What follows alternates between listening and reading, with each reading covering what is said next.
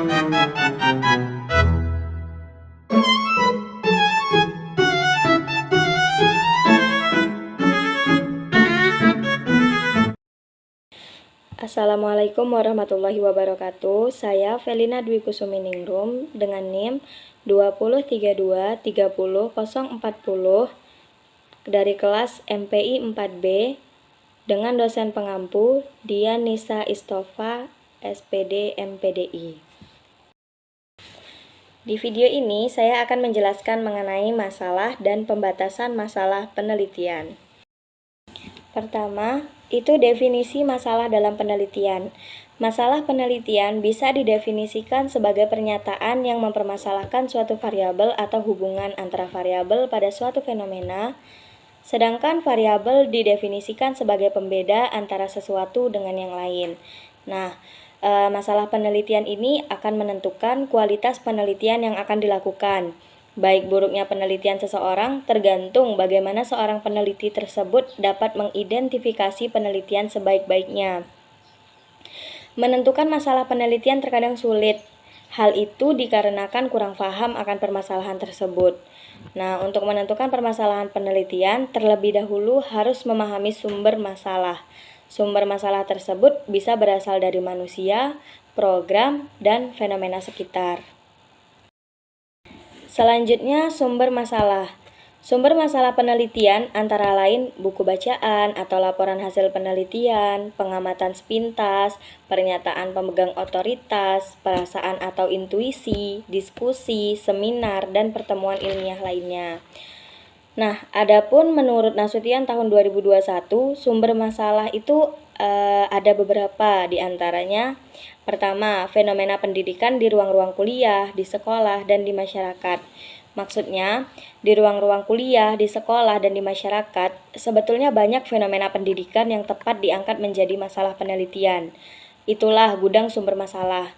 Tentu saja bagi mereka yang jeli, penuh imajinasi, serta kuat rasa ingin tahunya, masalah-masalah yang menarik dan menggoda. Misalnya, dalam keadaan bagaimanakah sesuatu metode mengajar itu efektif, bagaimana pendapat para guru mengenai model suatu pelajaran, bagaimanakah cara belajar siswa aktif di sekolah, bagaimanakah pendapat orang tua mengenai pendidikan seks, dan faktor-faktor lainnya. Kedua, itu perubahan teknologi dan pengembangan kurikulum.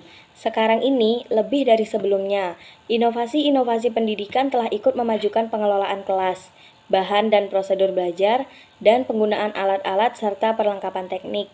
Nah, inovasi-inovasi tadi seperti pengajaran melalui TV, pengajaran berprogram, pendidikan melalui permainan, konsep-konsep dan pendekatan baru dari sesuatu mata pelajaran, penggunaan jadwal yang fleksibel, pelaksanaan sistem kredit, dan sebagainya. Nah, semuanya perlu dievaluasi secara teliti melalui penelitian atau melalui proses penelitian. Selanjutnya yang ketiga itu ada pengalaman-pengalaman akademis guru atau dosen itu sendiri. Nah, seharusnya pengalaman itu memicu kita untuk mempertanyakan berbagai praktik pendidikan yang umum di masyarakat. Sikap mempertanyakan ini sebaiknya juga membantu kita lebih memahami berbagai masalah yang ada. Serta yang terakhir itu ada konsultasi.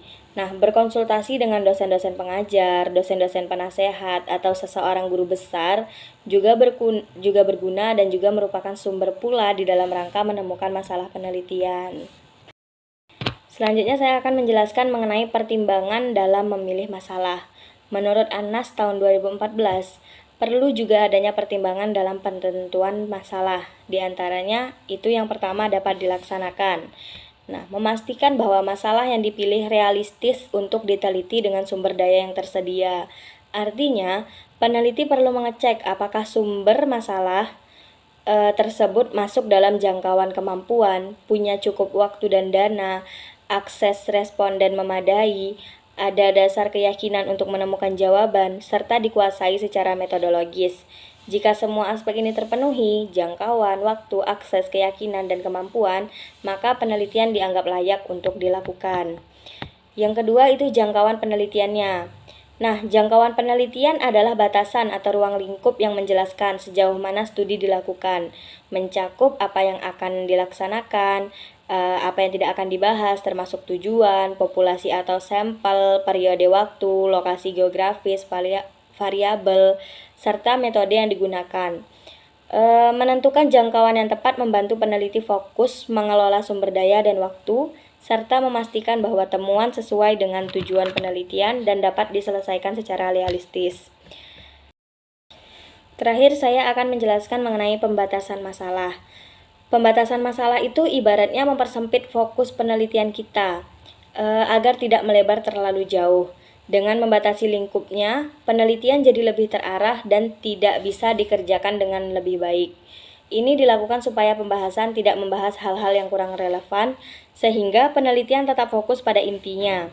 Dari berbagai macam alan yang ada, dipilih satu atau dua yang paling penting untuk diteliti.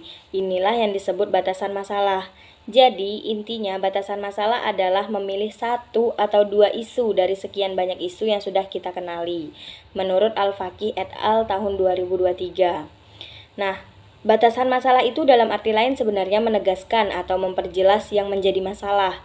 Dengan kata lain, merumuskan pengertian dan menegaskannya dengan dukungan data-data hasil penelitian. Pendahuluan seperti apa sosok masalah tersebut. Misal, jika yang dipilih mengenai prestasi kerja karyawan yang rendah, dipaparkanlah dideskripsikannya kerendahan. Nah, dapat pula batasan masalah itu dalam arti batasan pengertian masalah, yaitu menegaskan secara operasional masalah tersebut yang akan memudahkan untuk melakukan penelitian atau pengumpulan data tentangnya. Mungkin cukup sekian penjelasan dari saya. Adapun kesimpulannya yaitu masalah penelitian merupakan masalah atau isu yang menuntun pada keharusan dilaksanakan penelitian dari berbagai sumber. Nah, batasan masalah adalah ruang lingkup masalah atau membatasi ruang lingkup masalah yang terlalu luas atau lebar sehingga penelitian lebih bisa fokus untuk dilakukan. Hal ini dilakukan agar pembahasan tidak terlalu luas kepada aspek-aspek yang jauh dari relevan sehingga penelitian bisa lebih fokus untuk dilakukan. Mungkin cukup sekian. Saya akhiri. Wassalamualaikum warahmatullahi wabarakatuh.